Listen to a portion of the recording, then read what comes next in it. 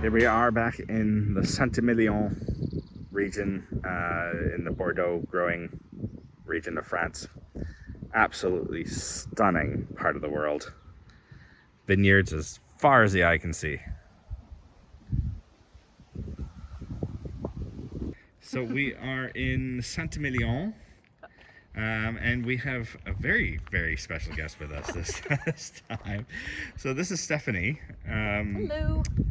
Who has agreed to come down and help us with our wine selection for our cave and to give us some more information about wines. Yeah, excited, very excited about that. I am too. Awesome. It's always nice to be in wine country. Yeah. So where we are at which one? Château de Pressac? Château de Pressac. Pressac. Yeah. There we go. In Saint-Émilion. Yeah. Good start. Yeah. Awesome. Anything else that we need to talk about? We could talk a little bit about what your qualifications are, why you're here to help us. Sure. Yeah. So, wine is sort of my second life, second career. I am from Boston originally and moved over to France 5.5 years ago now, and have transitioned into working in wine since moving. So worked for a vineyard in Burgundy for a period of time, and then got a few wine certifications. So most recently the level 3 with Wine and Spirits Education Trust. Sounds impressive to us. I had to drink a lot of wine. Oh, Really. well, It was terrible. What a good job. I like this job more and more. Where do I sign up? Yeah, exactly. And so now I do food and wine tours in Paris, and I also teach study abroad students a course on the wine business, so the economics of wine. So dabble in lots of different things, and fell in love with wine over the past 10 years and wanted to make it my career, and I'm lucky enough to have been able to do so. So yeah, that's Awesome. That's Well, me. we're so happy you're here. We're glad you're happy to be here. yeah. We want found to some time. stock our cab for our retreats, and since you and I, our level of knowledge of wine is I like it or I don't like it, Wine. we thought it would be nice to have a professional come down and sort of have a nice selection that we know is going to please people who have a more refined palate than we Yeah, do. yeah, So, exactly. Awesome. Yeah. Great. Let's get some wine. Absolutely.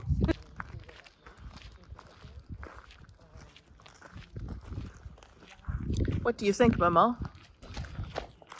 It's the anticipation, and then seeing this building. Oh my goodness! This is so I pretty. can't imagine what the wine's gonna. I was taste going to like. say, it's so pretty. They must make good wine. Oh, Yeah. it's just exquisite.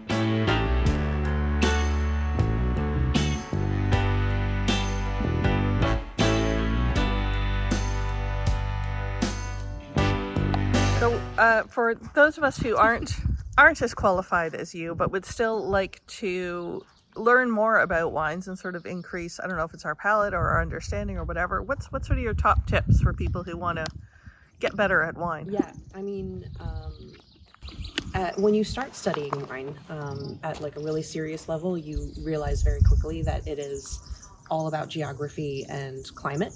Oh. And so those are the most important things that will dictate pretty much everything that you end up with in your bottle. It'll dictate what types of grapes you plant, what style of wine you're going to make, and then what the character of that wine will be at the end of the day. And really, at a painting with a broad brush, of course, because wine is, very complicated.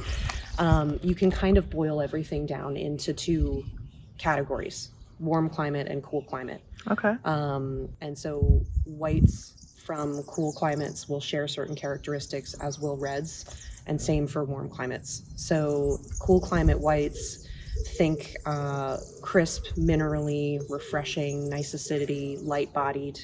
Cool climate reds, think of like Pinot Noir, Right. Light-bodied, fruitier, acidity-driven, not super tanniny. Right. And then on the other side, warm climate reds, think, Napa Valley Cab or, Côte du Rhône. Those are, big, bold, fruity, fuller bodied wines. And then whites, same kind of thing. You're thinking more tropical fruits, you're thinking richer. And that's really, you can kind of, those are the 4 quadrants. Okay. And in France, we have kind of the benefit, I will say, of having that line be drawn on a latitude. So basically Bordeaux is the first region that is south of that line and considered a warm climate. Okay.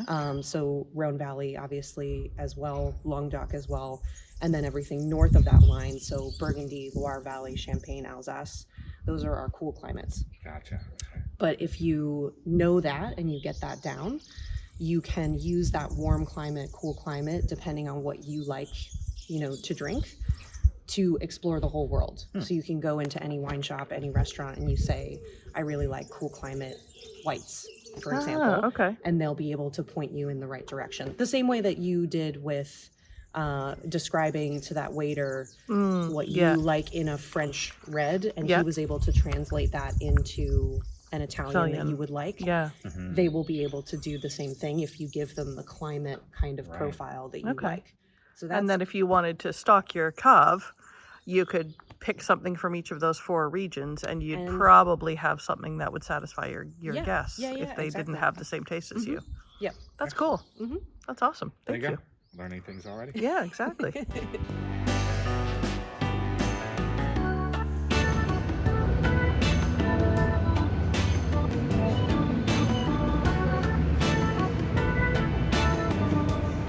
This is one of the things that we love about France.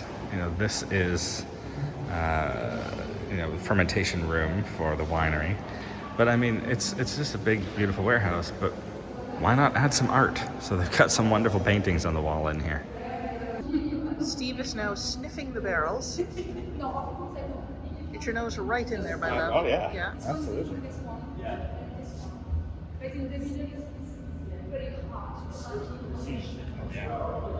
Does that smell like home? Yep. Yeah. Yeah. Mum has said she needs to touch the dirt. She needs to get into the terroir. This is my mother playing in the dirt. It doesn't smell like wine. I think you need more grapes. I may not be an expert yet, but I'm pretty sure you need more grapes.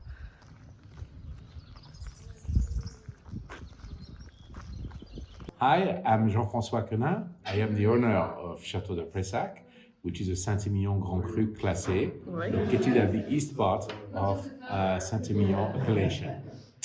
It's a very historical estate. There was a medieval castle which has been rebuilt at the end of the 19th century on the old foundations. And I bought this estate in 97, so 26 years ago. And I had to renew everything because everything was in a poor condition. So we have renewed. Chateau problems? Wait. No, we had the previous owner did make a lot of things, just left it. So I had to renew the roofs, the electricity, the vineyard, the cellar. So we renewed everything. And we have been promoted Grand Cru Classé in 2012 and confirmed in 2022. Excellent. And we have one of the best terroirs in Saint-Émilion. So we are very optimistic for the future of the estate.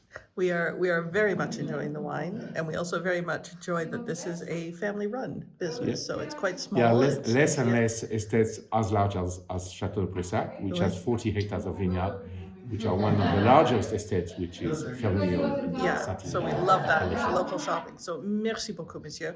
Merci. Très gentil.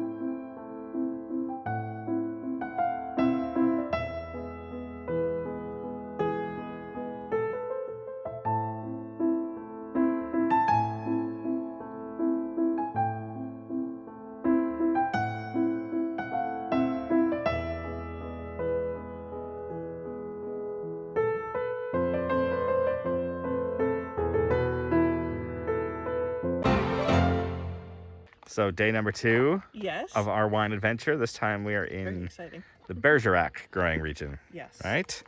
Indeed. Still have our wonderful expert with us. And we are going to check out Fili? Chateau Fili. Yeah. Chateau Fili. Yeah. Beautiful spot. So I'll talk a bit about like Fili's history and our own history of how we got here. I'll also talk a bit about terroir, taste of place, what that means, why we think it's important, and then about organic and biodynamic farming as well. Okay. So this very much the hot place. And if we think about terroir, so soil, microclimate, grape type, and then what we do, the human hand. Here the soil is all about limestone, a little bit of flintstone, some gravel, and then clay. Here, this been good for the Cabernet, but this idea of the microclimate, that it's the hottest place on the farm, hence our fiery grape, you know, matching up with its soil and its microclimate. So we're always looking as wine growers to make sure that we're choosing the right place for our grape so that it can express itself the best it can. You can see all the little bunches starting to form, so it's quite an exciting time. Of course, each of those still has to go through flowering and then be fertilized for it all to be good. Right. And of course, we're praying that we get through the stormy season with no, we think we're through the frost, Yeah. potential frost hazard.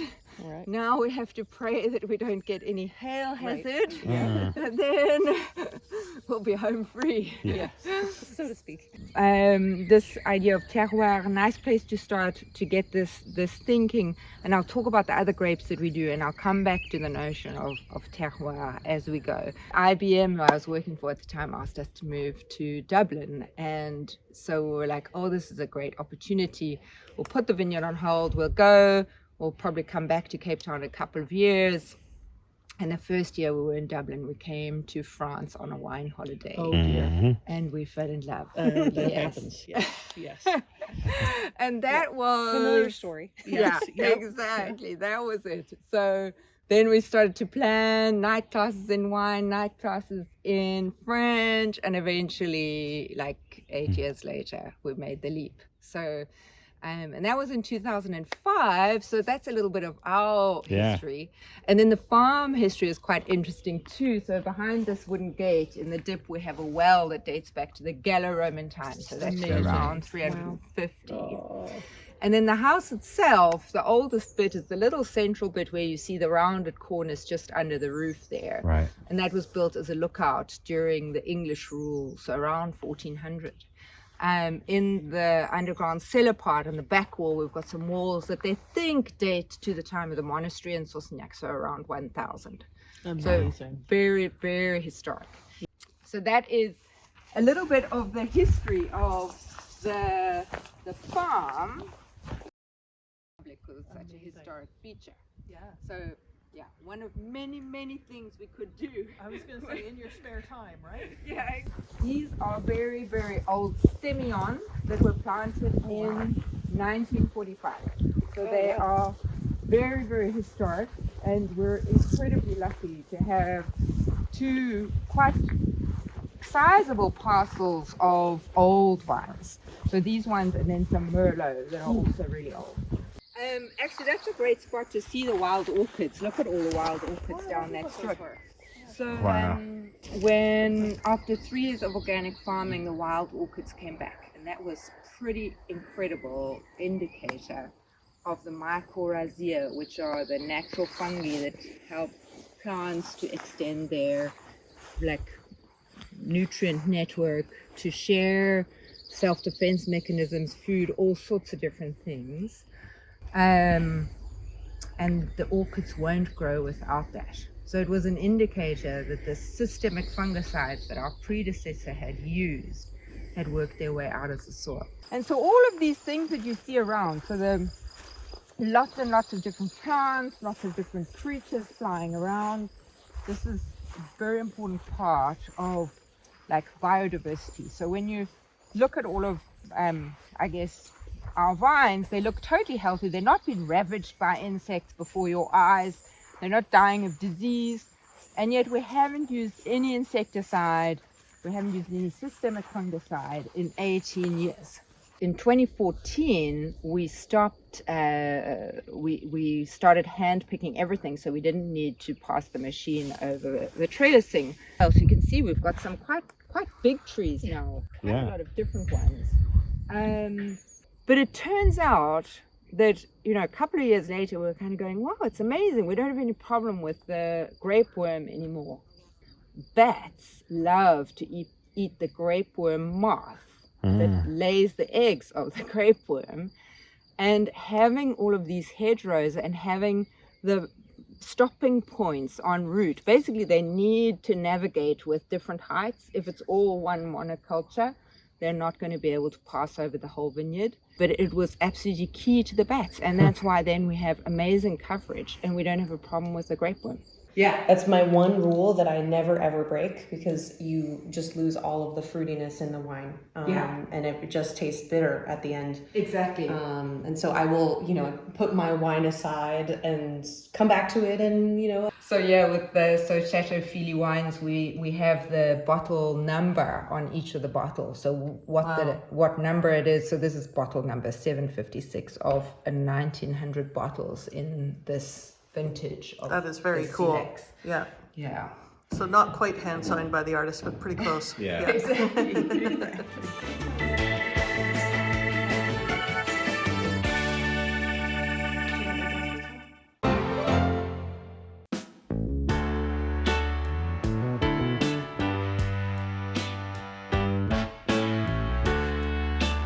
Donc j'expliquais en fait que le domaine de l'ancienne cure, c'est une propriété familiale qui appartient à la famille Roche, donc depuis la fin du 19e siècle. Ouais. Donc ça fait plus d'un siècle maintenant que cette famille préside aux destinées de la propriété. Sachant que l'histoire, l'évolution de la propriété, du domaine de l'ancienne cure, en fait, c'est l'histoire d'une spécialisation. Ah oui. On part d'une situation, donc à la fin du 19e siècle, qui est à peu près représentative de ce qui se fait traditionnellement sur la région, mais même beaucoup plus globalement, hein, c'est-à-dire d'une petite propriété agricole qui fait de la polyculture, des céréales, de l'élevage. C'est un petit peu ce que je vous disais tout à l'heure quand je parlais des coopérateurs, hein. On est un peu dans le même esprit. Donc on part de cette situation-là à la fin du 19e siècle, et graduellement, durant tout le cours du XXe siècle, il y a eu une évolution vers la spécialisation de la production de la vigne d'abord, puis du vin. Ah oui. Voilà. Dans le but de maîtriser la prise de bois, que le bois soit discret. So David has just shown us these grapes were picked over the same duration, over 2 different years. And just about everything else was the same, but look at the difference in color that came out in this rosés. Not interesting? I'm learning so much this weekend. Thank you so much, Stephanie. Merci, David. You're welcome. Montbazillac is, other than Bergerac as a region as a whole, is the most famous sub-region within Bergerac, and it is exclusively an appellation for dessert wines, for sweet white wines. Okay. This one is actually unique in that it is not made from Saint-Émilion, which is the typical grape varietal that you see Montbazillacs being made from, but is rather made with 100% muscadelle. So it's really interesting, kind of unique story-wise from that perspective. But these are just wonderful with desserts, and they're actually very difficult to make normally. So they always require some sort of, you know, intervention from the skies or the sun or something to happen in order to make them. And so they're very underappreciated, I think. Oh, interesting. And something that's, you know, a must try, I think. You know, for people visiting the region and for people who are, you know, curious about wine. This is a very underappreciated category, I think. Yeah. Interesting. Because of course it put us in mind of the dessert wines that are famous in Niagara and Quebec. Yeah, the ice wines Yeah. that you get out of there. It has a similar viscosity. I don't know if that's the right word, but Yeah. Yep. and yeah, the sweetness and the flavor of the dessert wine very similar. Yeah, it's different than those, but it's Yeah. puts us in mind of, I guess is the best way Yeah. of putting it. Yeah. So yeah. So thank you. Of course. And we are sending you back to Limoges now. It's been my pleasure, really. Yeah. It's been fun. Purchases have been made.